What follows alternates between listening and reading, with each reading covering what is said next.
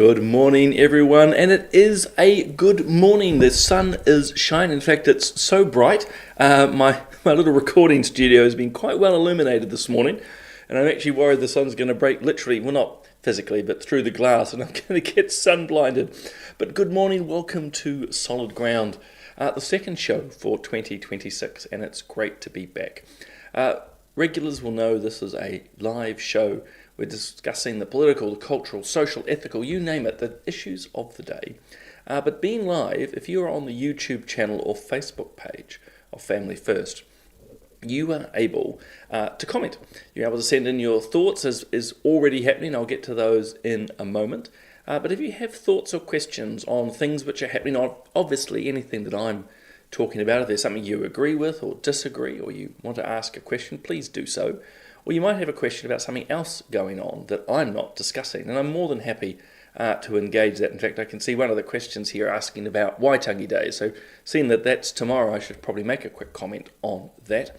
But as I say, we're a live show, and I get through the magic of whatever magic to do this, to the likes of Mike, Lynette to say good morning. We've got Rose there from sunny Taupo. I was actually in Taupo about a week ago.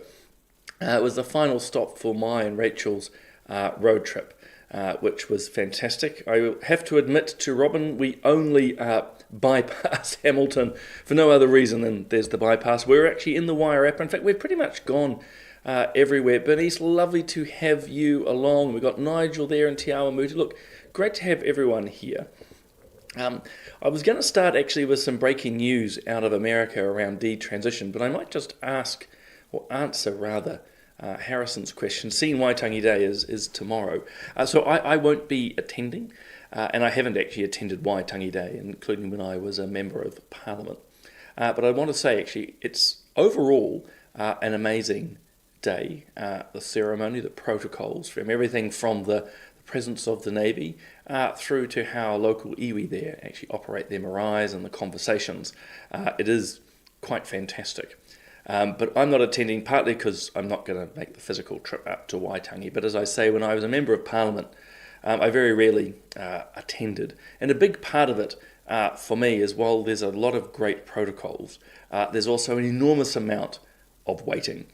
And I know, and I don't think I'm breaking any confidences of colleagues who would go up, had been asked to speak or be part of a pōwhiri, and literally could be made to wait for hours in the sun, the hot sun of Waitangi, waiting to go on. And I'll be honest with you, that is not something I'm particularly interested in doing. I don't expect meetings to start right on the minute, but standing around in the hot sun for hours just doesn't do it for me. And part of your comment too, and Harrison, who was asking the question, is sometimes it can get quite heated. I think, Waitangi is a place for robust conversations, but unfortunately many times it goes from robust to just downright abusive, and also, I would argue, quite entitled. Often those who talk about the partnership of the treaty, which actually I think is an erroneous concept, but that can be a discussion for another time. But when they talk about the partnership of the treaty, it's fascinating how each side accuses the other of misrepresenting and not actually acting very well to each other. So it's my hope that tomorrow Waitangi sees robust debate, but also a celebration of all that holds New Zealand together, which is actually a blend of people and cultures and ideas. I won't be there, won't particularly miss it. I will actually just enjoy a quiet and lovely day at home, which I think actually most New Zealanders will. I don't know about you guys. I think the media and others try to make much more of Waitangi than it is. Again, it is significant, but there's a huge push. I mean, this is just my take on it, but there's a huge push to make it sort of the day. And I think too, as someone who loves history, knows politics, even the philosophical side, I think a lot is attached to Waitangi and the treaty, which isn't there. And I suppose it behoves us all to actually understand even more what it's all about. And so amongst that, check out Dr. Paul Moon. He's a professor of history at AUT. I think he has a lot of sensible insights and things to say. I've done interviews with him on the Family First podcast, but you might also check him out on Reality Check Radio. In fact, I just put on my social, so on my Facebook or LinkedIn, an interview I did with him last year, which I think is which is smart. And I see two people are commenting that they'll go, but they'll go up later. I think that is smart. As I say, you miss out the political heat. It's slightly and literally cooler. But look, Waitangi is a beautiful place. It's well worth visiting. The grounds, the treaty grounds, are beautiful to walk through. Obviously, all the history that is there. I think it is fantastic. And I'm loving this. Is Rex? Rex, you've nailed it. And in fact, that's one of the Rex is saying. And by the way, lovely to have you on here. I'm very conscious what you guys have been going through at the moment in a whole other issue. But Rex is saying we ceded sovereignty, the end. And I think that is the key. In fact, it's one of the things that Professor Paul Moon talks about. There are those that ceded sovereignty in 1840 and then progressively over 10, 20, I think, years, he says, it became a fait accompli. And I just put it in this way, phrase it in a negative, guys. If we have two sovereigns in the country, we're in trouble. We're in big trouble. So anyway, great and smart words there from Rex. And lovely, I see she's from Kapiti. I should know that already. Beautiful Kapiti there. So guys, look, some breaking news. I used this on Tuesday. As I say, this is not the breaking news. There's even more, which I think is quite significant. This is again around the trans area, and particularly detransitioning. And so a court case in New York, of all places, Democratic New York. A woman, I think her name is Varian, won a court case to say that basically her surgeon and her psychologist were acting in malpractice in the way they treated her when she was 16. And I argued on Tuesday that these health professionals, if you even want to call them that, some might think of them as child abusers, basically didn't work for the best of the child, the 16-year-old, and pushed her into transitioning, which now she regrets, as most do actually, because once you get through puberty, remarkable things happen. So we talked a bit about that, and we talked about how this will probably be the first of many cases. But this is the breaking news that came out yesterday. Bob was on it, Bob McCoskey. There's no flies on Bob. He knows what's going on very, very quickly. This is the American Society of Plastic Surgeons, and long and short, as the headline says, they are now recommending to their members that any gender-related surgeries need to be delayed until at least age 19. And that in itself is remarkable. Secondly, the American Society of Plastic Surgeons is one of the big medical colleges. Let's be clear, there are many medical colleges in America and societies. Some will actually compete with one another. It's the same here in New Zealand. Just because something's called a group, a society or a college doesn't always mean it's legitimate. But this American Society of Plastic Surgeons is. It's one of the big societies and certainly one of the big players in the trans surgery debate or the sex change area, because of course if you are removing breasts, I mean they call it top surgery, which I always find a terrible euphemism. Let's just call it what it is. You're cutting people's breasts off, and they talk about bottom surgery. Well, I'm not going to talk about what that is, but the man is not quite the man he used to be. But as I see a comment coming through, children can't consent, which they can't. In fact, there's one of the big things, a guy called Billboard Chris, if you've ever followed him, Chris Alston's his real name. He makes a big thing of, as do others, children cannot consent to these surgeries, these supposed sex change surgeries. Firstly, of course, because you can't change your sex. Secondly, children cannot comprehend the nature of what's happening to them. And particularly when they're going through puberty, the research is very clear, and in fact experience is very clear, that once you move through puberty, most of the gender dysphoria disappears. And for that which remains, often is actually linked to other mental health issues, and that came out clearly in a in a study overseas. I have to say hello to Tim. I know many of you on here, but Tim, lovely to have you join the show. So look, this is very significant news.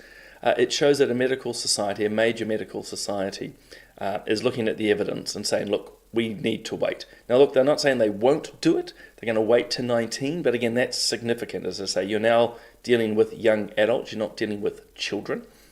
Secondly, it shows the warrior, I would suggest, coming out of doctors around lawsuits like this and other things which are happening around the world, because of course the more they push ideologically into this space, I would argue mutilating children, be it through the use of puberty blockers, chemicals, or through the scalpel, the riskier it is for plastic surgeons and others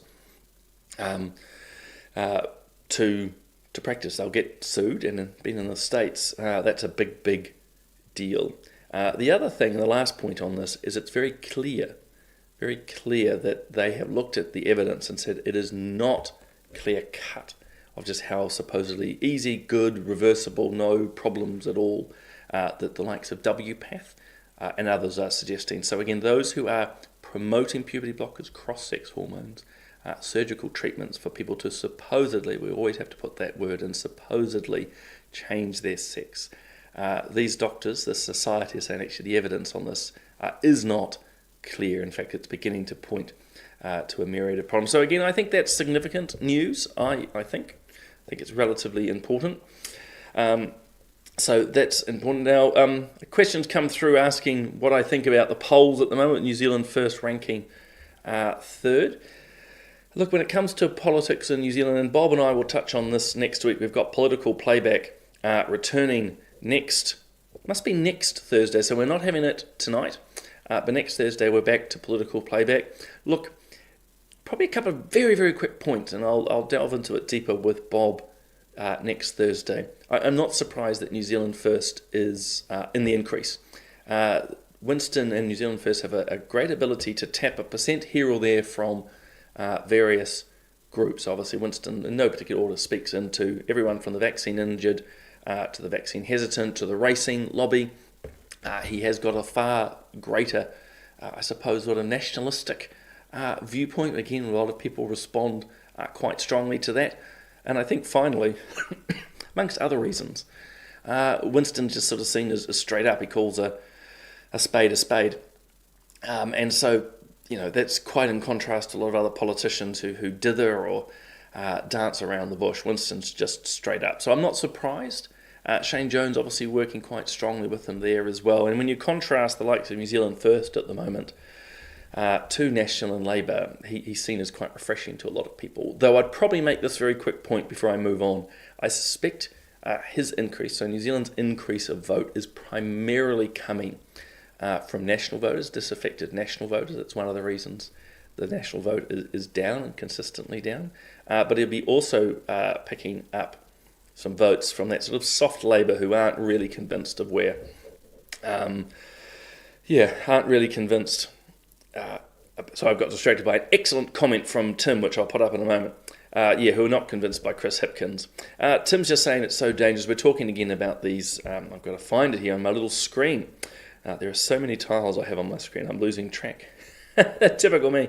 Yeah, it is very dangerous, particularly the use of puberty blockers. And Tim's right, New Zealand has, I think, the highest or one of the highest rates of use of puberty blockers in the world. I mean, never really use them, and all of a sudden it's just off the charts. I think it could be, I could have to be quoted on this. Don't quote me on this. I think it might be 10 times higher than, is it the UK or Australia? It's phenomenal difference. But I think the tide is turning around this stuff. But I want to be clear, I think it's turning slowly. I think any of these issues that we're talking about, and I've really only talked about detransitioning today, we're about to switch into something else, believe it or not. These things turn slowly. I've always forgotten the quote too, power doesn't give over gently. In other words, the woke, the progressives, whatever you want to call them, it's something which those who have an influence will not hand over easily. We've seen the violence directed towards women who speak up for women. We've seen the violence against conservatives, anybody who tries to speak boldly into these claims. And I see Rex is confirming that we are the highest, the top in the world, and Rex knows what she's talking about. New Zealand's use of puberty blockers is the highest in the world. So it's crazy. And of course, Simeon Brown and the national government are actually trying to ban puberty blockers use on children. And as I just mentioned earlier, the powers that be, those that have held power around this for a long time, are fighting back hard. Important for people to understand, misusing information, using very old information. A group called PATHA here in New Zealand, they put themselves forward as a society of transgender experts. They're anything but. They're just an array of, well, some are doctors, let's be fair, but others are just interested parties, like the head of PATHA. There's no medical training whatsoever, it's just an activist.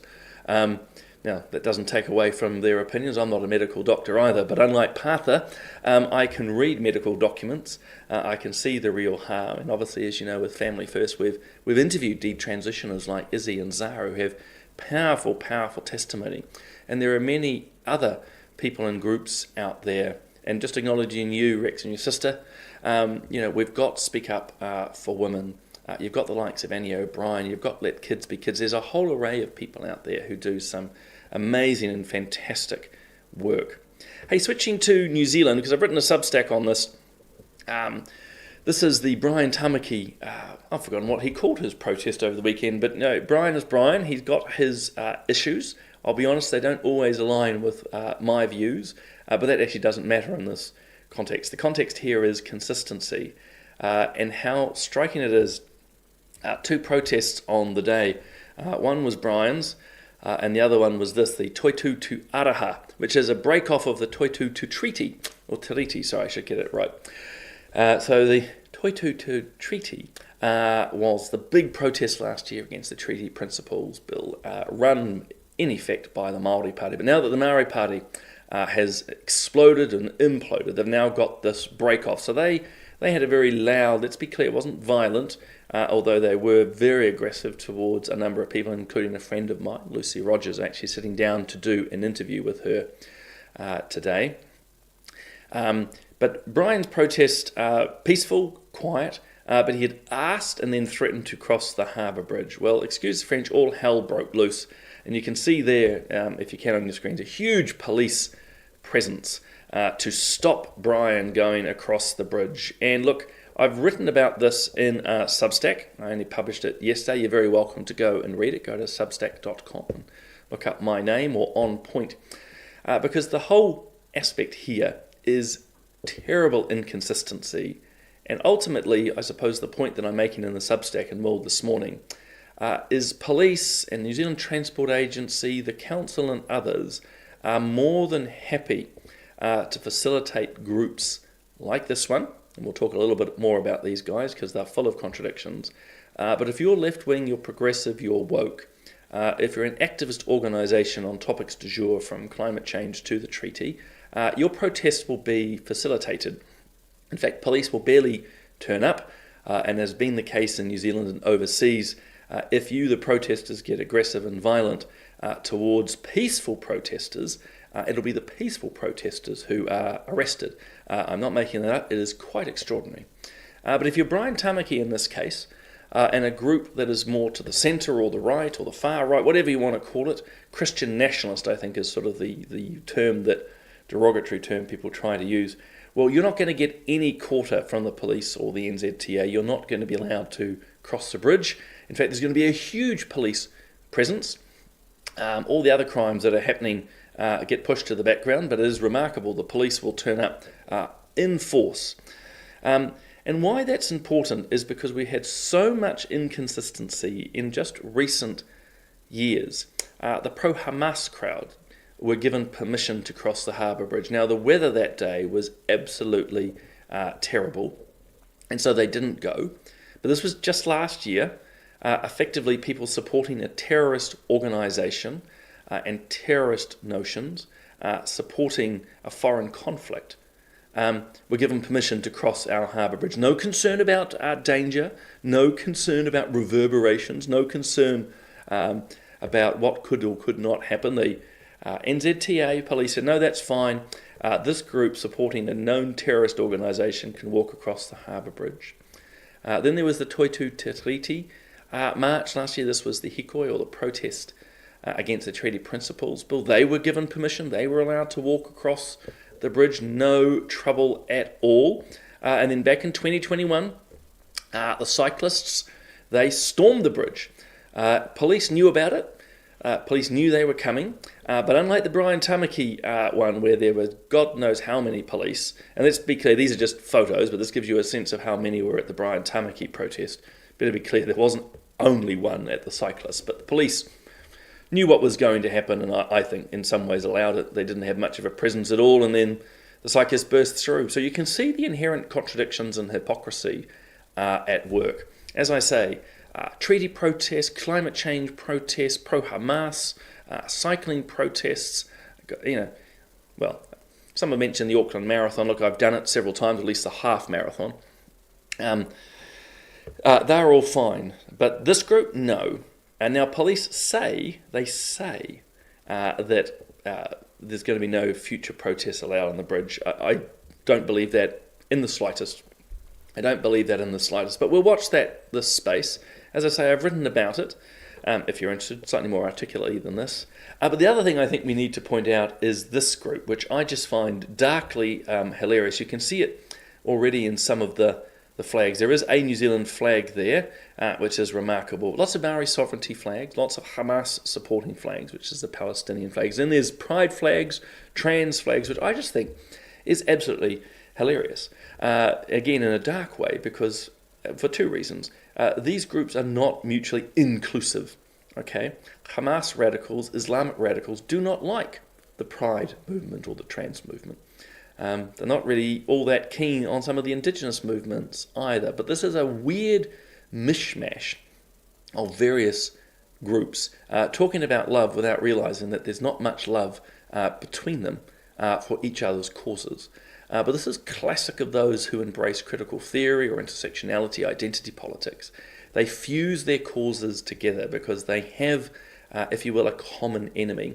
And that's the society that we live in at the moment, the democratic structures, the Judeo-Christian values, the sense of right and wrong of what a man and a woman is. They hate it. And they want ultimately to revolt and destroy the world and the systems we have. And I think that's really important to stress. Because I think all of us, even myself, I want to make changes in this society. And change is good. We don't want to be static and stagnant. But these guys are radicals and revolutionaries. It again is a revolt against what we have. And that's their common cause. And again, I've written about it in a much earlier Substack. But it really is a disdain. These individuals, these groups have a disdain of the world and the society that we live in. And they think that somehow if we endorse terrorism and the delusions that is the trans agenda, amongst other things, that we're just going to arrive at a utopia, that somehow the world's just going to be wonderful. But that's the first point. The second is, they said, I should jump back, of course. Notice the sign said that the theme is together with love. That's my rough translation. My Māori is getting very, very rusty after studying at university all those years ago. But, stronger together was one of the themes of it. This is stronger in love. But these are the messages. Let's be clear. I'm sure there were some lovely messages. But this is just one of many examples of the loving, kind messages that these protesters have. You'll excuse some of the language. But again, this is one of the contradictions, one of the certainly inconsistencies that you see from progressives or the woke or the cultural Marxists. What they say does not equal what they do. Okay, that's really important to underline. What they say is not what they do. So they say this was a protest about love, and yet here they are threatening death, effing people, and so on and so forth. It's aggressive, it's angry, it's ultimately quite violent. And I think the key message for us is we just don't need to believe it. We don't need to believe their messaging. When they go around saying that they want to represent these communities, they do not. They don't represent the communities, they just represent some. When they are supporting terrorist organisations like Hamas, we should believe them. When they scream about globalising the intifada, we should believe them. When they are saying we want all the land back, you should believe them. When they genuinely think you can change your sex, well, you don't have to believe in that, but you realise that they are deluded. And they're angry people. And as I say, I'm doing an interview today, which I'll get probably published early next week, with a silent counter-protester who was basically stopped from doing what she was doing and abused by these guys. All in the name, by the way, of love. So, yeah, sad. Funny at one level, but sad. As I say, if you want to read more, I write about it quite a bit in this recent Substack. Look, there's a lot more I could talk about. There's actually a lot happening in the Excuse me for a moment, as I find I'm not going to actually talk about it now because I've just looked at the time. There's a lot more to talk about too about the under 16-year-old space. We've had Meta in New Zealand making some comments, which is really significant. And we're also now beginning to see, predictably, some academics, and again those on the left, which is almost a tautology, isn't it? You know, academics on the left, pushing that this under 16s ban needs to be much more comprehensive. We now need some sort of digital czar to be checking on what all and every one of us do. But I'll talk more about that on Tuesday. Guys, I better leave it there. A reminder, Straight Talk is back on Monday, which is fantastic. I've talked about, obviously, my Substack, but don't forget that Bob is busy writing his own as well. And then, of course, as I mentioned earlier, we've got political playback coming. And it was always, as always, Bob and I are on every morning. I suspect not tomorrow, though. Tomorrow, of course, is Waitangi Day. All of us will be enjoying a day's quiet, hopefully. We'll see where it all goes. But guys, as always, lovely to have you on the show. Thank you for all your comments. I see a whole pile have been coming past me. It looks like there's a lot of debate around the treaty. I'm going to go and have to read those later. But can I say, actually, debate is good and healthy. It's a real contrast to some of these protests we're being talked about, and perhaps what we'll see at Waitangi tomorrow, which again is just aggression and throwing around empty rhetoric. So guys, enjoy the day. Lovely to be here with you again on solid ground. Look forward to, well, seeing some of you on Monday night on Straight Talk. Otherwise, I will see you guys on Tuesday.